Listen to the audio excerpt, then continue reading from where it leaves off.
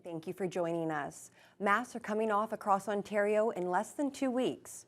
The province's top doctor says Ontarians can go maskless in most public indoor settings, including schools, on March 21st. But masks will have to stay on in long-term care homes and hospitals, as well as on public transit until late April.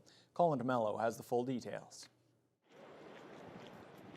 It's been one of the cornerstones of Ontario's COVID-19 response. But now, amid one of the most transmissible strains of the virus, Ontario is set to loosen the mandatory masking requirements. If you want to keep your mask on, keep it on. If you want to take it off, take it off. Beginning March 21st, masks will be removed in most indoor public settings, including schools. The exceptions include public transit, long-term care, retirement homes, healthcare settings, shelters, jails, and congregate care settings. And public health measures in schools, including cohorting and daily screening, will be removed, while business public health measures, including passive screening, will also be lifted. The shift, however, comes with a warning. Removing the mask mandate does not mean the risk is gone. In fact, we can expect indicators such as cases and hospitalizations to increase slightly as Ontario increasingly interacts with one another. In fact, the situation is so uncertain, even Ontario's top doctor says he will stick with the mask. I will do a risk assessment for high-risk indoor settings, so if I go to the Eaton Centre, I'll wear my mask. If I'm on the subway, it'll be mandated, and/or public bus or streetcar, I will continue to wear my mask in those environments. If I go to a busy box store, I'll put my mask on in those settings. And just 7 weeks from today, Ontario will return to pre-pandemic normal. On April 27th, masking requirements in all remaining settings will be lifted. All emergency orders in Ontario will expire, and all directives from the Chief Medical Officer of Health will also be revoked.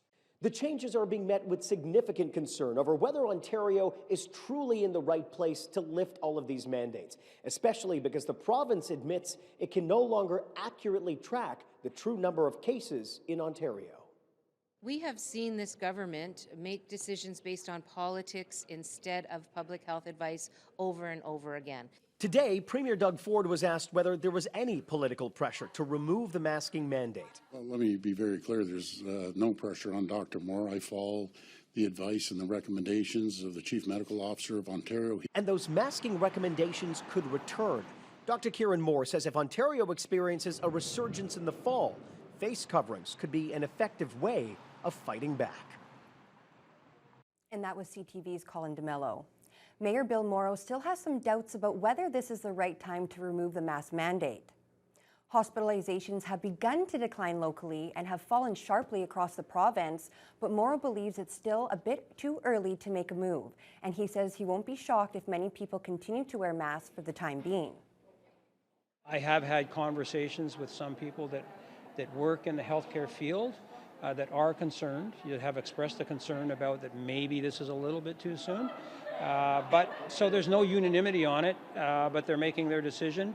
I think you're likely to see still a lot of people maintain and on their own wear masks, whether that would be in grocery stores or gymnasiums or wherever it might be. So it's an interesting position.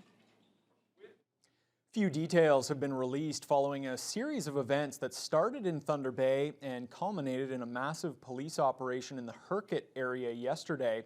The police search for a shooting suspect shut down Highway 1117 for several hours and has now brought the Special Investigations Unit to Hercote to conduct its own probe.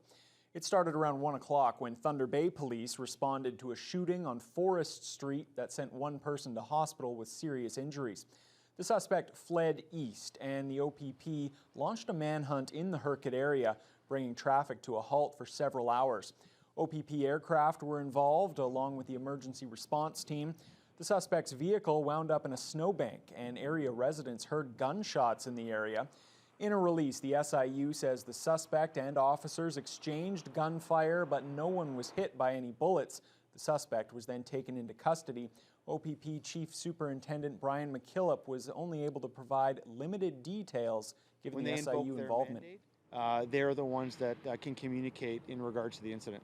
What I can say, it was a significant police operation. It was a tremendous response, done as quickly as we could given the environment we were operating in and the location of the event.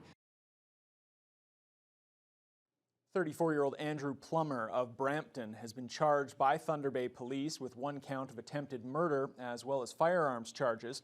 Plummer is also expected to face more charges in connection to the gunfire exchange with the OPP. The Thunder Bay Police Services Board is bringing in outside help to address a number of problems faced by the local force. At a special meeting this morning, the board voted in favor of bringing in a panel of experts, assuming there will be further clarification regarding their duties. Vasilios Bellos explains. The outside expert panel that has been approved by the police board will include 8 people with strong credentials, including Alok Mukherjee, the former chair of the Toronto Police Board who would also head this panel. The other potential members have backgrounds in truth and reconciliation, mental health, and more. According to board secretary John Hannum, the panel could be reviewing human rights complaints, mental health concerns, and looking at past recommendations aimed at the police service. Prior to the approval, Mayor Bill Morrow was concerned that the panel's duties were not clearly laid out. I just want us as a board to be able to be positioned so that we know what's coming, and I think, to be fair, even to the expert panel, that they have clarity. And so it may seem like a bit of a small distinction, but there's a difference.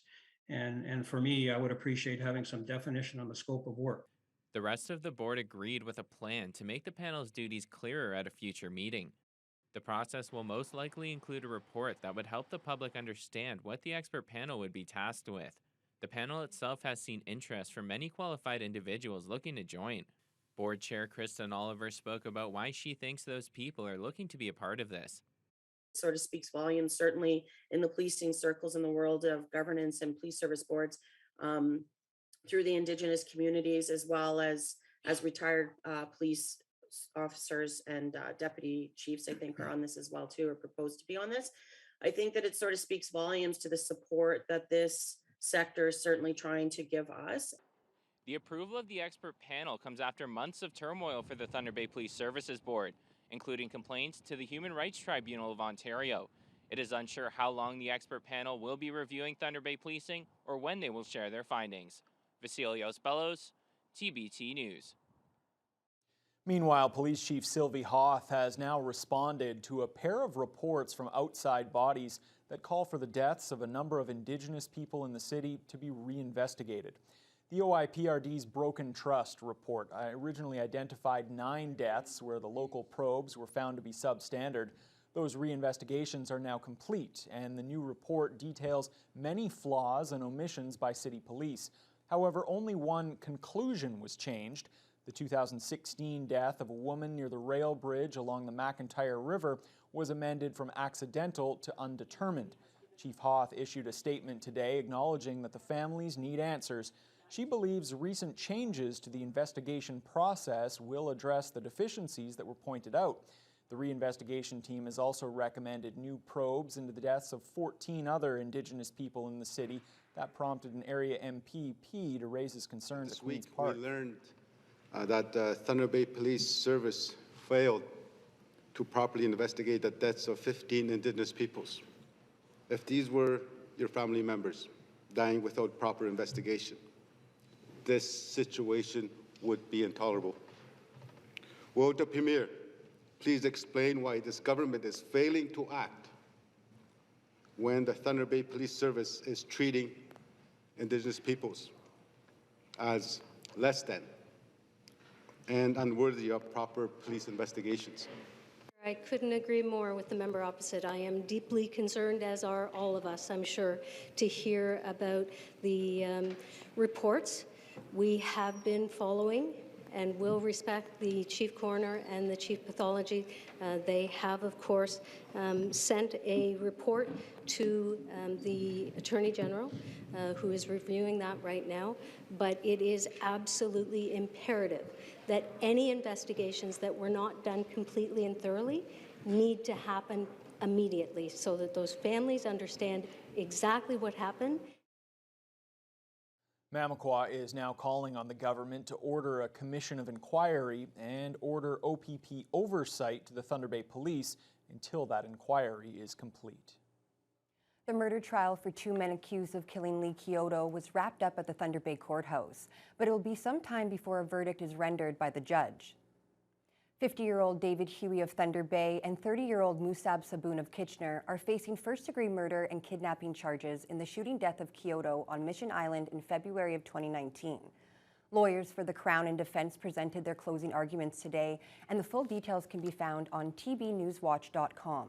The trial has now been adjourned to March 22nd to set a date for Justice Daniel Newton to deliver his verdict. Saboon remains in custody while Huey was previously released on bail.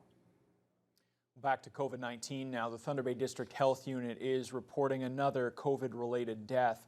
81 people have now died from the virus throughout the pandemic, but the COVID count at the regional hospital continues to tick downward.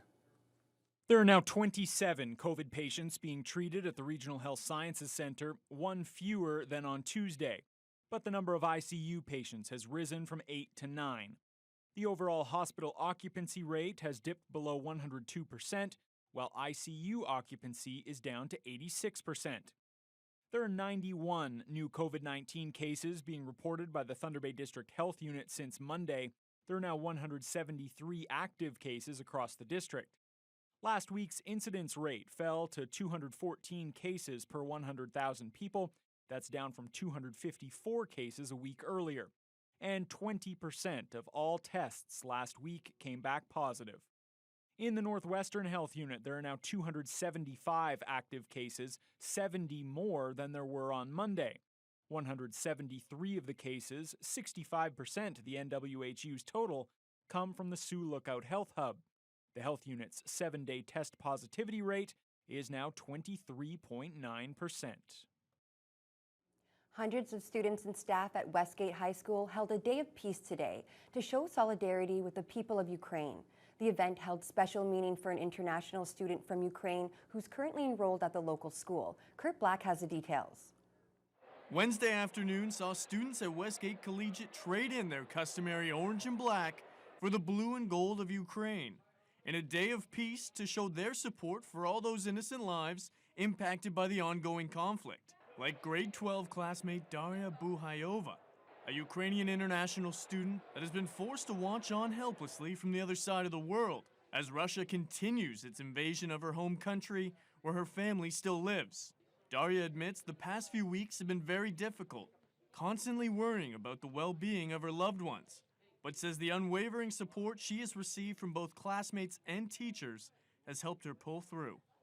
I think it's really great that school made this event because it really supports me and other people, other Ukrainians, which we have a lot in school and in the city. One of the key figures behind Westgate's Day of Peace, music teacher Tom Cashmore, who says once the invasion had begun, it was a no-brainer that they needed to do something to show solidarity not just with Ukraine, but with one of their own. Yeah, Daria was in my music class for the last 2 years, and I thought of her right away when this conflict began, and I just thought maybe there's something we can do to show our support as a community. Thunder Bay Mayor Bill Morrow was also on hand to express his support and gave an impassioned speech to the students in attendance on the importance of never taking the peace we enjoy in Canada for granted. Is not simply an assault on Ukraine, but it's an assault on democracy.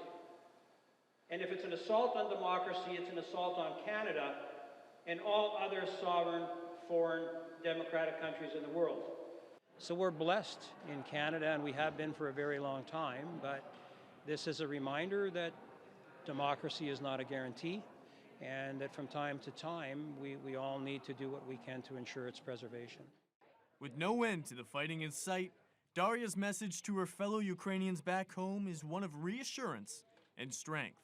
To stay strong and to just continue what they're doing. Kurt Black, TBT News. Yesterday was International Women's Day, and last evening, Lakehead University hosted a Women in Leadership panel to mark the occasion. Lee Noonan reports. About 40 students, community members, and Lakehead staff came out to hear from LU President Moira McPherson, Vice Provost of Indigenous Initiatives Denise Baxter, Maheen Qasim, former president of the Ontario Dental Hygienists Association, and Stephanie Drost, Olympic hopeful and one of the first 2 female firefighters in Thunder Bay. The panelists shared anecdotes from their professional and personal lives, touched on some of the challenges they have overcome as women in leadership, and shared their advice for the students in the crowd. And you don't need a huge network, but you need a good network. So if it means you have one other person that you can, work with, and then maybe the 2 of you see someone else who could use a little bit of a network, and you invite that other person in to join. Organizer and moderator Lahama Nahim felt the event was a success. She sees the kind of wisdom shared by each panelist as an extension of her education. For me, a big part of being a student is the constant learning. So this is something that I wouldn't necessarily learn in a classroom. Personally, and as a team, it was really important that we give that experience to other young female students and to encourage them to make the most of their Lakehead University experience to become young leaders and do all that they can in the world. Lakehead staff and students in attendance stayed after the talk to network and discuss the panel, enjoying refreshments provided by local women-owned businesses. I thought it was a fantastic event. It was really important to see just like such a variety of successful women. What I think is really important is for people to be vulnerable. So to let others know that we all face challenges and we all make mistakes, but we are able to overcome them. To be inspired to persevere and to push through, because school can be really difficult. And finding a job after can be really difficult, and navigating into the workforce can be difficult, but it also can be done.